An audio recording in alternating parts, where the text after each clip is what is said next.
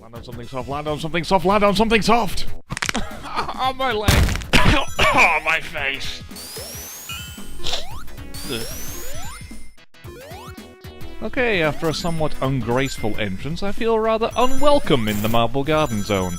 And now that my face has stopped bleeding, I can clearly see that this level's gimmick is ancient ruins. Complete with crumbling cliffs, collapsing sections, and ageless traps that defy the laws of erosion and work perfectly, despite being kept outdoors for countless millennia. You see what I mean?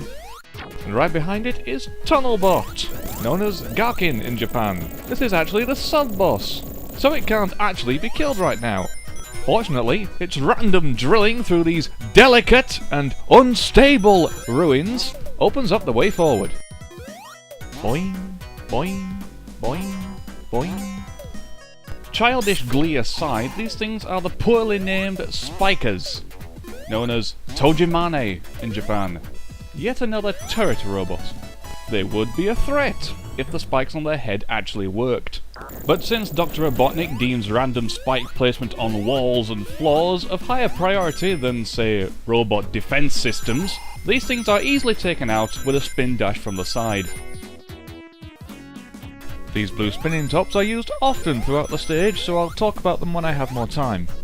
For here we see a member of the local fauna, known only as Bubbles, or Harisembo in its native Japanese tongue. It protects itself with retractable spikes, much like the Poindexters of level 2, and should be treated in the same way, i.e. nut the fucker until it's dead.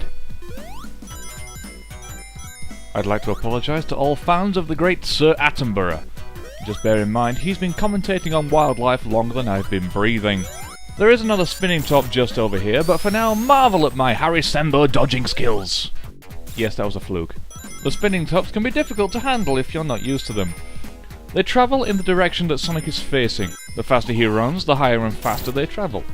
When they land on a flat surface, they accelerate to top speed, breaking down walls and floors that Sonic otherwise wouldn't be able to pass through.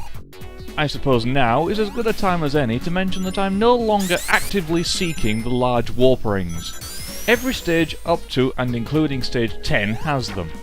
But once you collect all 7 Chaos Emeralds, they no longer take you to a special stage. Instead, they add 50 rings to your stash when you jump through them. I'll try to point out the locations of the ones I remember, but please don't hold it against me if I miss a few. Like I said in episode 1, exploration is your friend, and you have more than enough time to deviate from the forward path to seek them all out. Getting back to the game and its plethora of ancient hazards that by all laws of common sense shouldn't function anymore, we find these relief statues. You'll find them stuck to walls. They sit there and spit arrows at you. Thankfully, 3 hits to the large glowing eye and they break down and open the path for you. Due to a misjudgment on my part, I lose my shield here. And I have over 50 rings. And all Chaos Emeralds. Common sense dictates that I should only use my powers for the greater good. But what does Sonic think? Let's go kill something! A convincing argument. Yes, before he was reduced to a convenient plot device to kill the final boss, Super Sonic was available whenever you bloody well wanted him. Sadly, however, he handles like a drunken V-STOL aircraft on ice, and takes some getting used to. And no, your eyes aren't playing tricks on you, he has no running animation. A cheap cop-out, yes, but this is the days of 16-bit cartridges, not high-definition Blu-ray DVDs. Tunnelbot returns now in an ill-fated attempt to menace us. However, he's no match for Super Sonic or anyone with a lightning shield. He tunnels through the ceiling, much like the Mystic Cave Zone level boss of Sonic 2, dropping some small stalactites on Sonic and returning drill first to crush you. Fortunately, it's not very threatening, so kill it quickly. And its death marks the end of Act 1.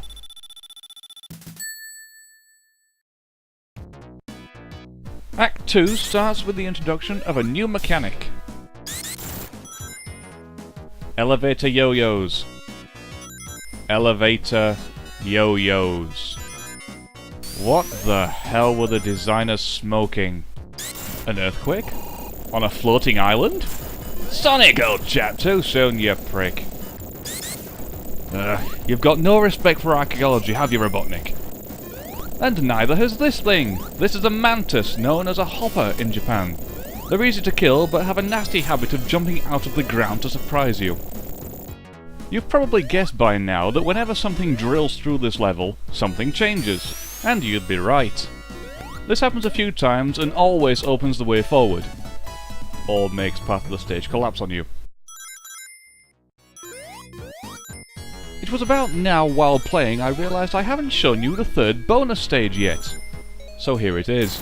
The Gumball Machine was the only bonus stage in Sonic 3. Use the flippers on the walls to ricochet yourself across the shaft, in an attempt to hit the sweet spot at the top and make the balls drop. Oh god, the imagery. Anyway, the colours on the balls correspond to the shield they give you. Blue, water. Red, flame. Gold, lightning. Clear balls don't give you anything, and black balls mean you need to loosen your belt. Okay, I'll shut up. The black ones bounce you away from them. The green balls mean you desperately need to see a doctor, but if you collect one, it'll replace the springs at the base of the shaft. Fall through the bottom to exit the bonus stage. Yes, that was a shining example of how not to play the game.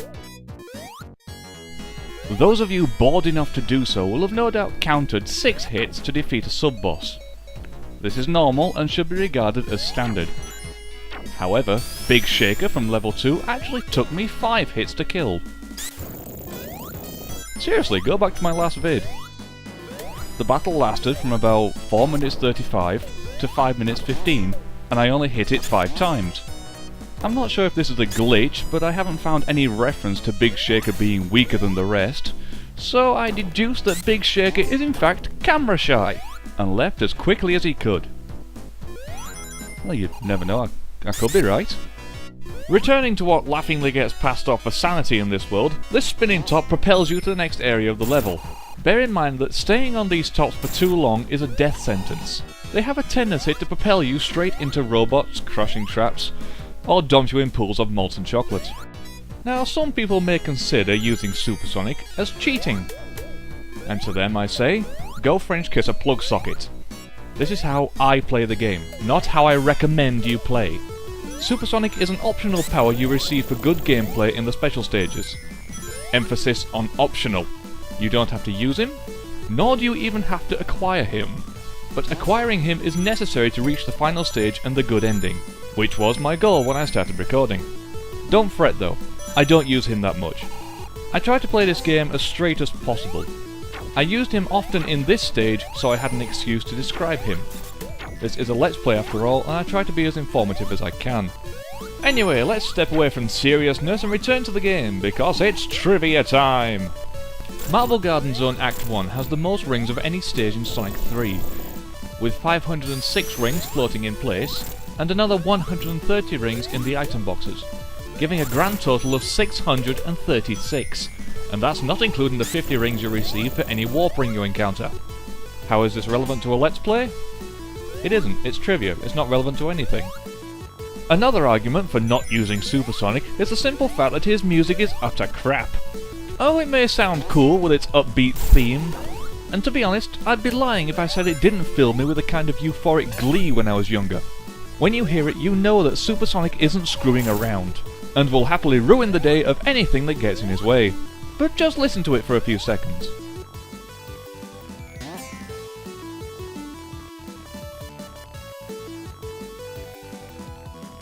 It's a 10-second loop. Considering this is the powered-up form of the main protagonist, you'd think he was worthy of something greater.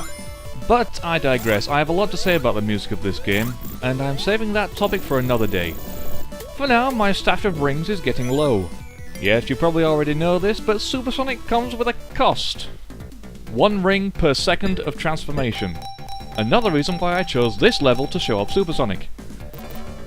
Oh, I guess trivia is relevant sometimes. Yay! Something I forgot to mention last time I was here is that if you hit a block on the outside of this bonus stage 3 times, it will transform into a goal, thus preventing you from staying here indefinitely and farming thousands of rings. Not that you'd ever want to stay here indefinitely. Well, here he comes.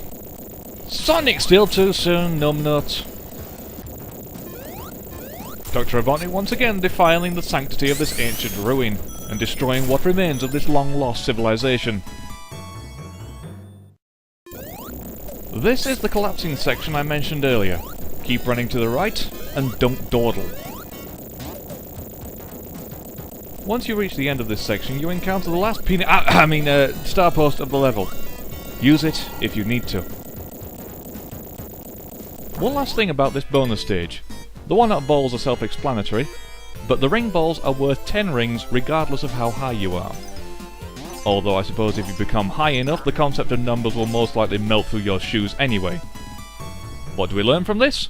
Don't do drugs just before a math test. The level boss is in sight, but for now, marvel at my ability to destroy 2 robots hidden in the floor, and then run straight into the one floating in plain sight. Don't be discouraged if you lose your shield here, since there's one last lightning shield hiding in this secret alcove. Or at least it would be a secret if there wasn't a 3-foot sign showing you where it was. Feel free to kill the final Tojimani of the level, if you want to. I, however, have to get ready for some more voice acting.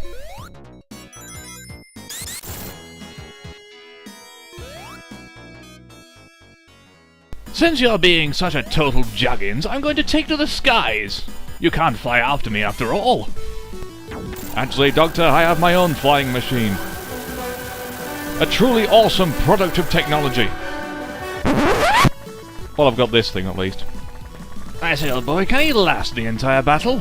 I'm not even going to give him a voice. Why should I care if he gets tired? Okay. Anyway, this is my drill-mobile. Not very imaginative, are you? Oh, shut up. I can drill you in the air if I want. Oh god, the imagery. Are you going to be yellow for the entire fight? Yeah, not the best time to show it off, but this is a simple fight anyway.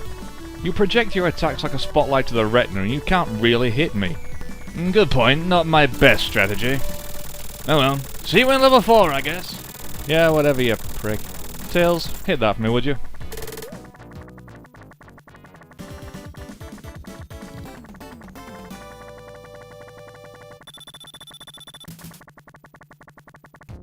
Hey, it's almost nighttime, Tails.